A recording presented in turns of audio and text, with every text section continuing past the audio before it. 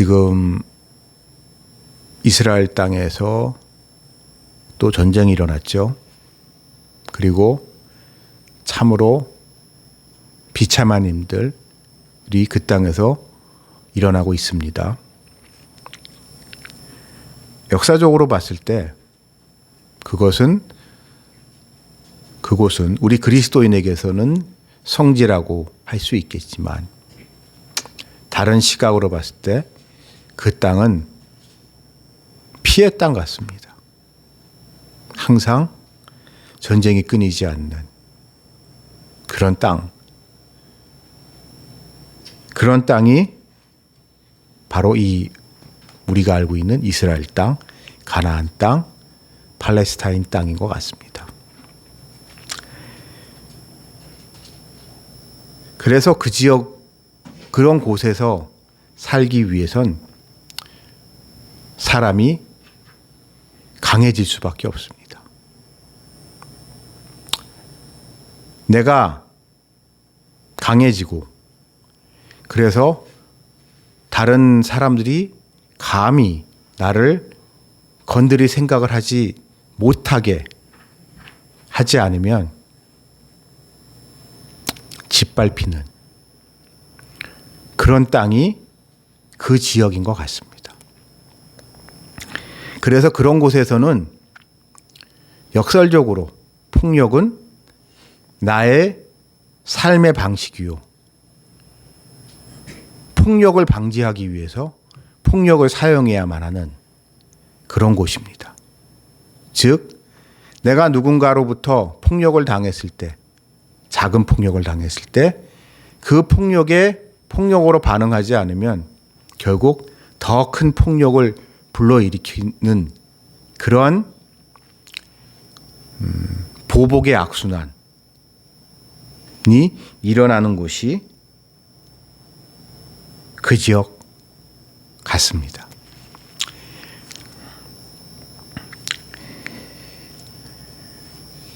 그래서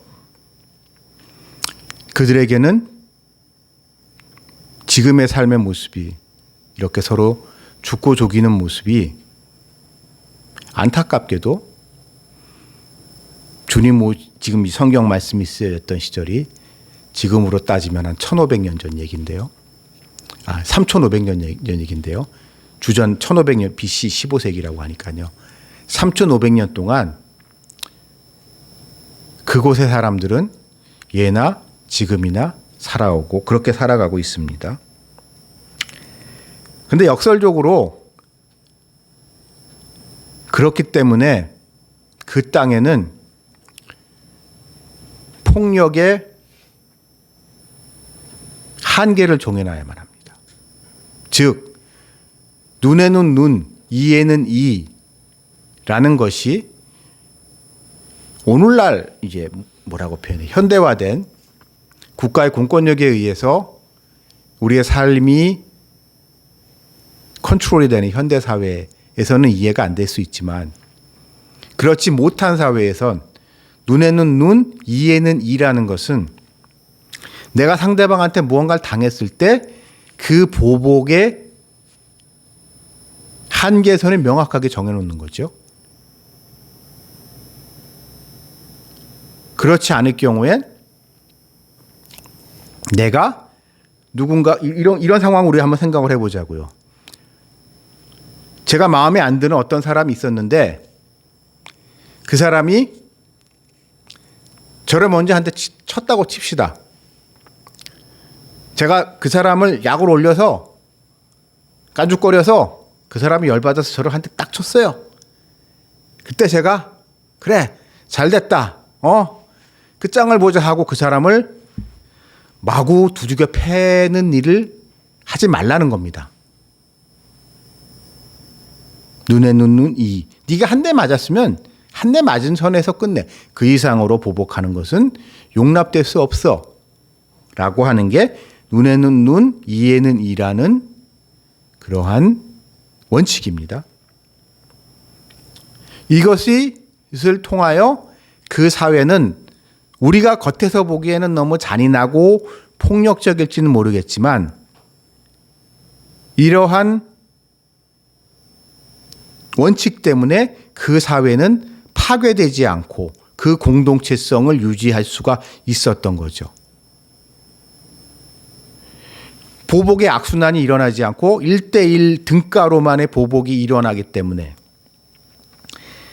그래서 이러한 어떠한 규칙이 필요한데 그 규칙이 결국 하나님의 말씀, 이 율법의 말씀을 통해서 그들에게 주어진 겁니다.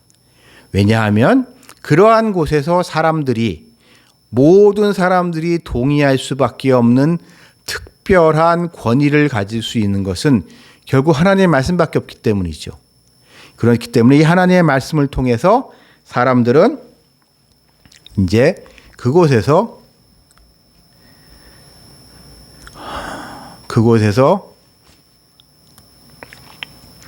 이 피해 보복의 악순환을 통제하면서 그 사회를 지난 수천 년 동안 유지해 온 겁니다. 자, 이러한 피해 보복의 악순환을 제어하기 위한 하나님의 또 하나의 중요한 장치가 도피성입니다.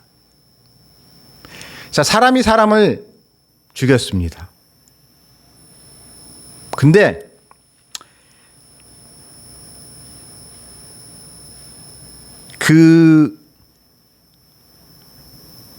죽이려고 죽인 게 아니라 실수로 죽였을 때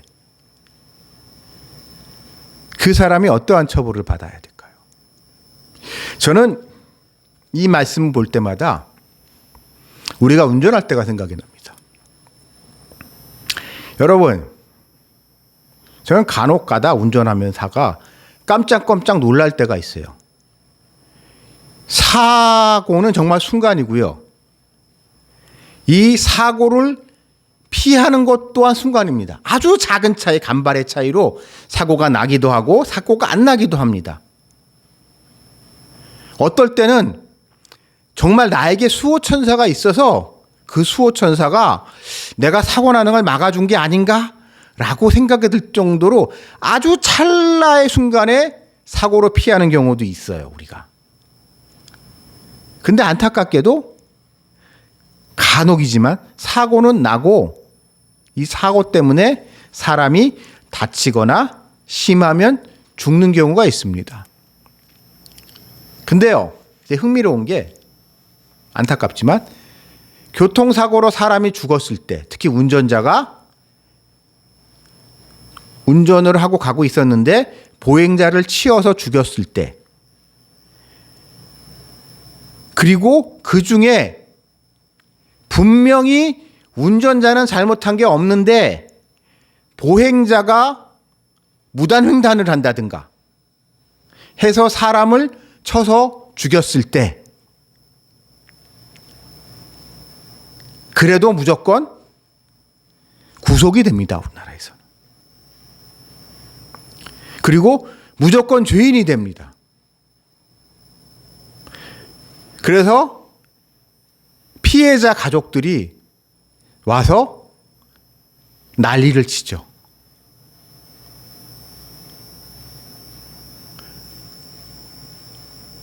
사람들은요, 자기 가족이 죽었을 때 정상적인 사람이라면 이유를 따지지 않고 일단 화가 나죠. 상대방이 어떻게 죽였는지, 실수인지, 아니면 경우에 따라서는 뭐 흔한 경우는 아니겠지만 죽고 싶어서, 예를 들어서 나는 그냥 운전을 하고 있었는데 정말 자살하고 싶은 사람이 내 차에 뛰어들어서 내가 재수없게 그걸 쳐서 내가 살인자가 됐을 때도 욕을 먹습니다. 멱살을 붙들려야 되고 감옥을 가야 됩니다.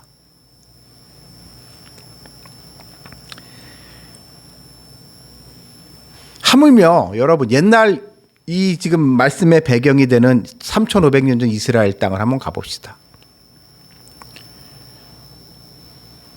어떤 사람이 예를 들어서입니다.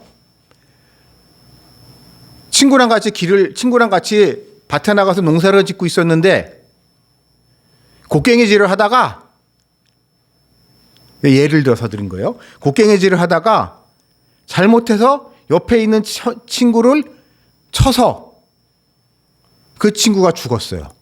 난 그 친구를 죽일 생각에 추호도 없었고 내 친한 친구고 같이 농사를 지었을 뿐이고 농사를 지다가 나는 곡괭이질을 했을 뿐인데 어쩌다 보니 그 곡괭이에 그 친구가 맞아서 죽었어요. 그러면 그 죽은 친구의 가족들한테 나는 무조건 살인자고, 그 시대 그곳의 사람들의 기본적인 상식으로는 죽은 자기 가족의 복수를 나한테 해야만 하는 그런 상황이에요. 그러면 나에게는 변명할 기회조차 주어지지 않아요.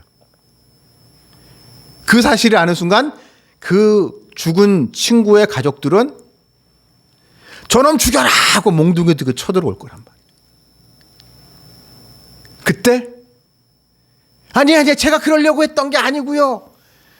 정말 저 억울해요 라고 얘기를 한다고 한들 그 저놈 죽여라 하는 말에 파묻혀서 외마디 비명 지르고 골로 가기 십상입니다. 그래서 그런 사람들을 위해서 하나님은 이 도피성이라는 것을 특별히 마련하셨어요.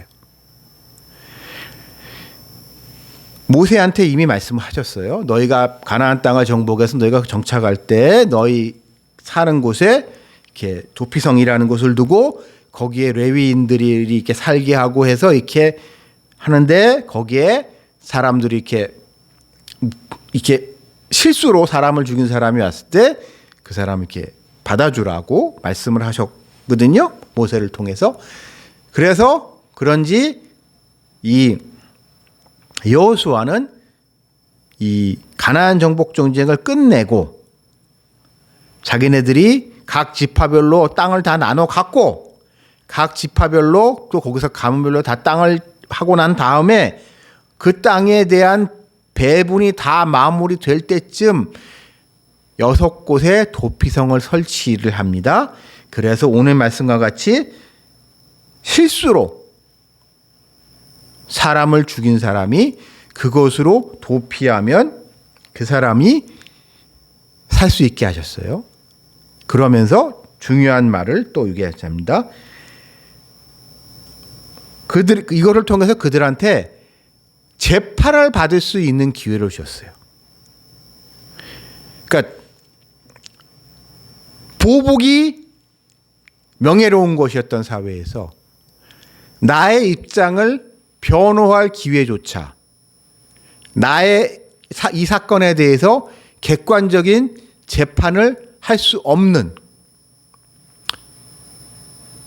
그런 시간 여유조차 없는 그런 상황에서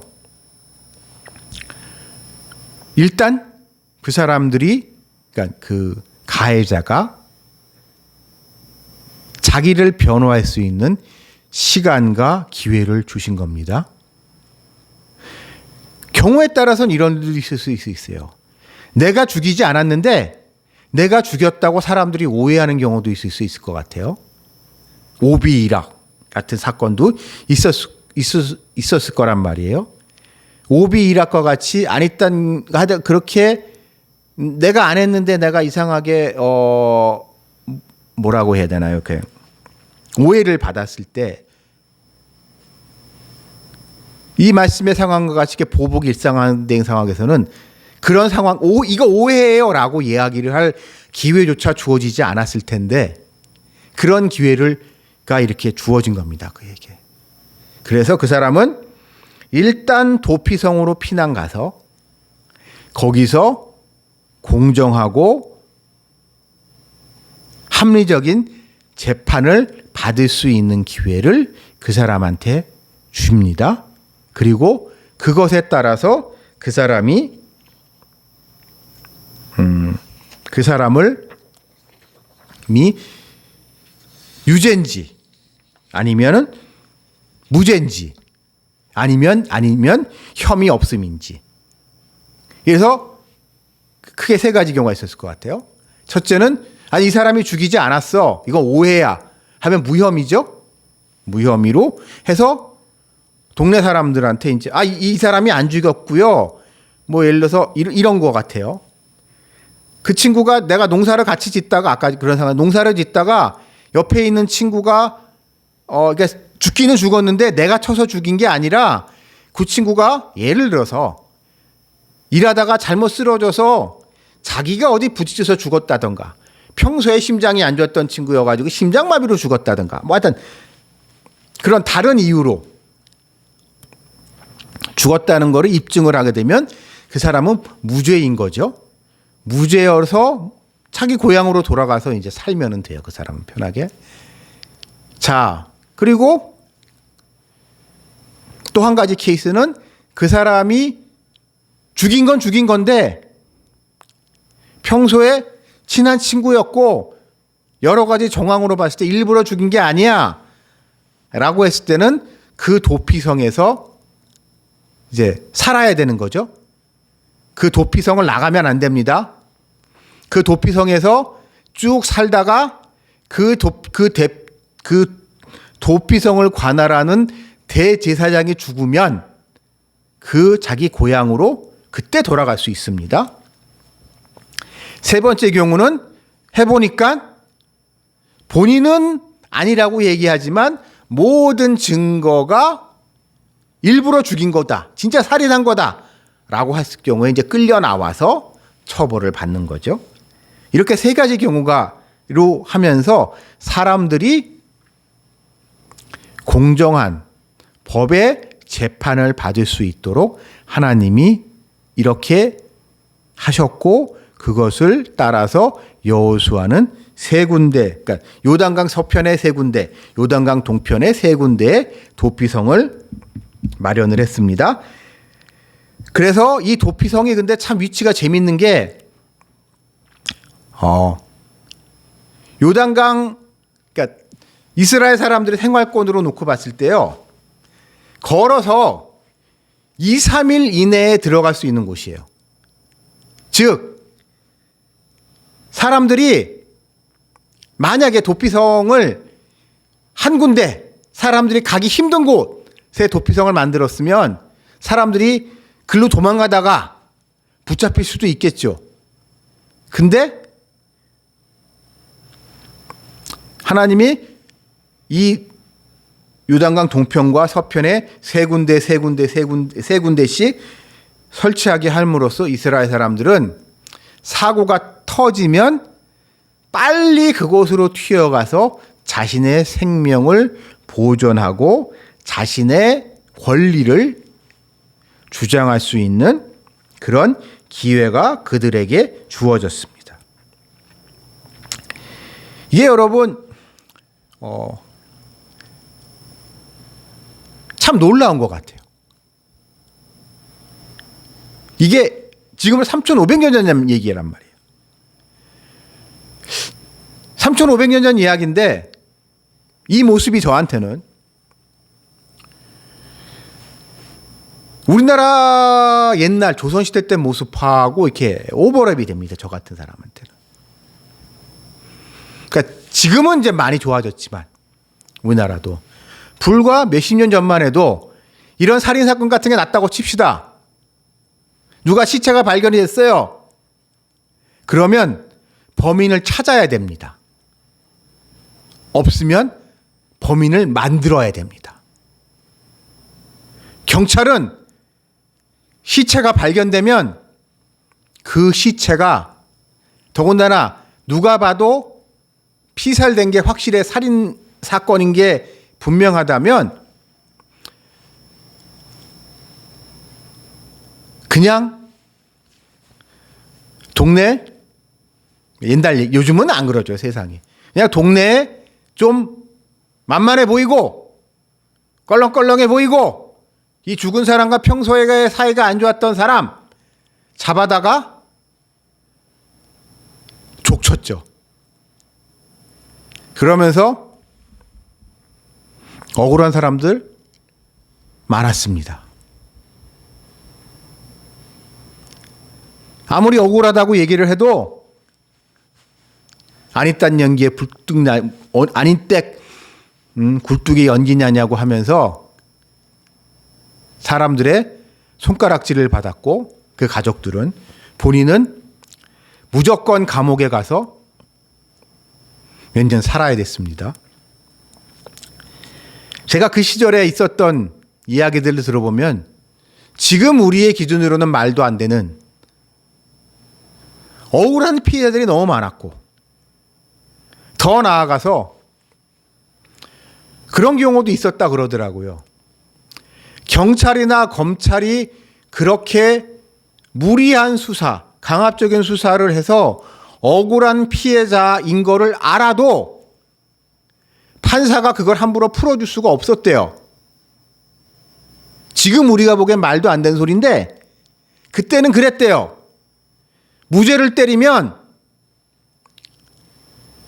그 경찰들 얼마나 힘들게 어렵게 수사해서 수사를 했는데 말이야. 경찰들, 검찰들 사기 떨어지게 판사가 왜 함부로 무죄 때리냐고 그랬었다네요. 그거 좀 이상한 것 같으면 그냥 집행유예를 풀어주면 되지 왜 무죄까지 때리냐고 그런 이야기를 했었다고 그러더라고요. 그거와 비교해보면 오늘 이 말씀에 나와 있는 하나님의 율법이라는 것이 얼마나 대단한지, 얼마나 우리 인간 한 사람 한 사람에 대한 하나님의 사랑과 우리의 존엄성에 대한 하나님의 마음이 너무나 잘 담겨 있는 것을 우리는 발견하게 됩니다. 더군다나 이 말씀에서 제가 흥미롭게 느낀 게 뭐냐면요. 이 도피성의 규례가 이스라엘 사람은 말할 것도 없고 이스라엘 사람들과 같이 있는 거류민들에게도 동일하게 적용이 된다는 겁니다. 이게 왜 중요하냐면요, 여러분. 요단강 기준으로 해서 요단강 서쪽에 있는 가나안 땅 같은 경우엔 이스라엘 사람들이 그 땅을 다 정복해서 자기네 땅으로 만들었죠.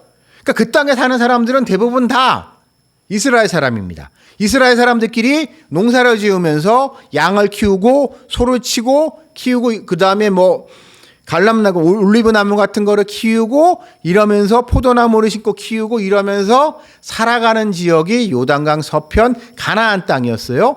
그러니까 거기에 사는 사람들은 거의 대부분 이스라엘 사람들입니다. 그런데 요단강 동편 지역 그 얘기가 조금 다르죠. 특히 이 말씀이 그러니까 말씀을 통해서 지난 몇 주간 계속 살펴보고 있는 이 길르앗 지역 같은 경우에 길르앗 지역 같은 경우에는 더더군다나 이스라엘과 이방의 경계선에 있는 지역이랍니다. 그래서 그 지역 같은 경우에는 필연적으로 이스라엘 사람은 그 지역에 사는 사람들 중엔 이스라엘 사람도 많겠지만 이스라엘 사람이 아닌 그런 그들과 함께한 사람들도 그곳에 많이 거주할 수밖에 없는 그런 곳이었습니다. 그런데 그런 곳에 있는 사람들조차도 하나님은 이렇게 그들에게 특별한 배려를 하시는 거죠. 그렇게 생각할 수도 있을 것 같아요. 우리 인간적으로는. 자, 이 규제가 이스라엘 자손에게만 배타적으로 적용이 됐다면 그와 아들과 함께하는 거류민들, 이스라엘 사람이 아닌 사람들이 사고를 쳤을 때 이스라엘 사람들은 마음 놓고 보복을 했겠죠. 마음 놓고 보복을 하면서 생각하기에 따라서는 그들의 생명과 그들의 재산을 약탈했을 수도 있을 것 같아요. 그러나 하나님은 오늘 이 말씀을 통해서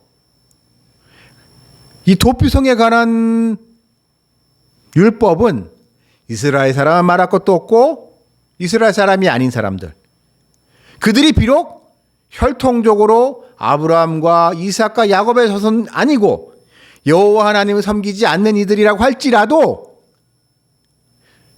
여호와 하나님의 율법이 다 이 삶의 중심이 되고 하나님을 섬기는 것이 그들의 삶의 가장 중요한 가치였던 그곳에 있는 그들에게는 동일한 하나님의 이러한 사랑이 담겨져 있는 혜택을 그들에게 줘야만 한다고 오늘 이 말씀을 하고 계십니다. 저는 이 말씀을 통해서 우리가 믿고 있는 하나님의 사랑에 대한 그 사랑이 가지고 있는 보편성에 대해서 생각을 해보게 됩니다. 하나님은 우리 믿는 자는 말할 것도 없고 믿지 않는 자들의 하나님이십니다. 하나님이 우리를 사랑하시듯 그들도 사랑하고 계세요. 그들과 우리의 차이는 우리는 하나님의 사랑을 알지만 그들은 하나님의 사랑을 모른다는 것의 차이가 있을 뿐 하나님은 우리나 그들이나 다 사랑하십니다. 따라서 하나님은 우리가 하나님을 사랑하듯 그들도 하나님을 사랑하시길 바라고, 그렇기 때문에 하나님은 그들이 함께하는, 어쨌든 우리와 함께하는 그들에게도 하나님의 사랑이 담겨져 있는 이러한 율법의 말씀을 그 율법의 말씀의 혜택을 그들에게 주고 계십니다. 저는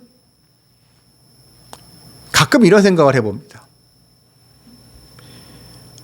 하나님은 안 믿는 사람들, 예수님을 안 믿는 사람들, 그 사람들이 왜 안 믿을까? 왜? 솔직히 모르겠어요. 몰라요. 우리는 알 수 없어요. 하지만 우리가 한 가지 분명히 알고 있는 건 그들도 마음 한구석에는 무언가를 믿고 의지할 수 있는 곳, 그들의 마음의 안식처를 찾고 있다는 겁니다. 모든 인간은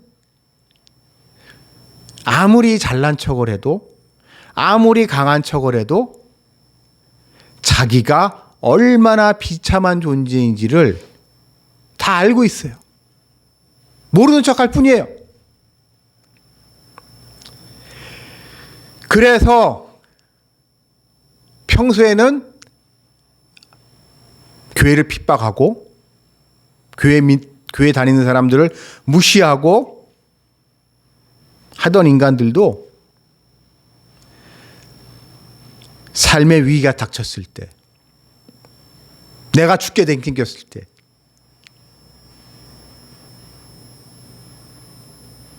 그때 용기를 내서 자존심 구기고 교회로 찾아오는 인간들이 많이 있습니다. 우린 그렇다면 그들을 어떻게 해야 될까요?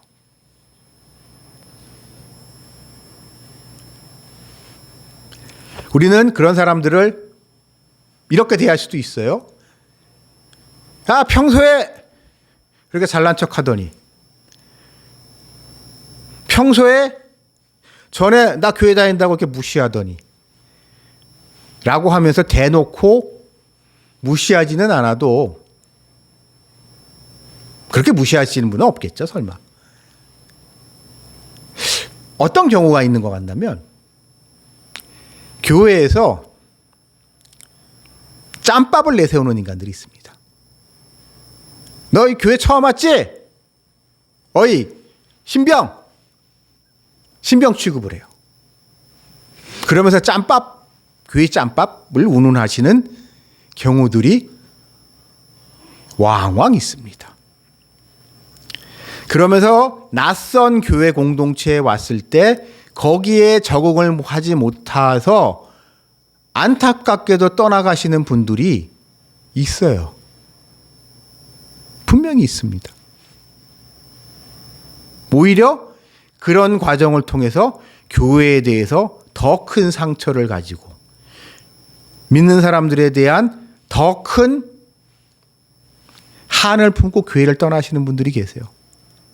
힘들게 왔는데 교회에 가보니까 세상보다 더하더라. 그러나 오늘 이 말씀에서 살펴본 바와 같이 하나님은 믿는 우리나 믿지 않는 그들이나 그러나 그들이 우리와 같이 믿는 사람이 됐을 때 우리가 됐을 때 우리가 피한 이곳에 그들이 우리가 됐을 때 그들도 우리로서 이곳 하나님의 품 예수 그리스도 안의 품 하나님의 몸된 지체인 몸된 이 교회 안에 한 지체로서 하나님의 사랑과 그리스도의 평강과 성령의 내조하심을 통하여 새 생명을 얻을 수 있다는 것. 그것을 하나님은 이 말씀을 통하여 우리에게 분명히 가르쳐 주고 계십니다. 그러므로 여러분 우리 신앙생활하는 우리가 조금 겸손해질 필요가 있는 것 같아요.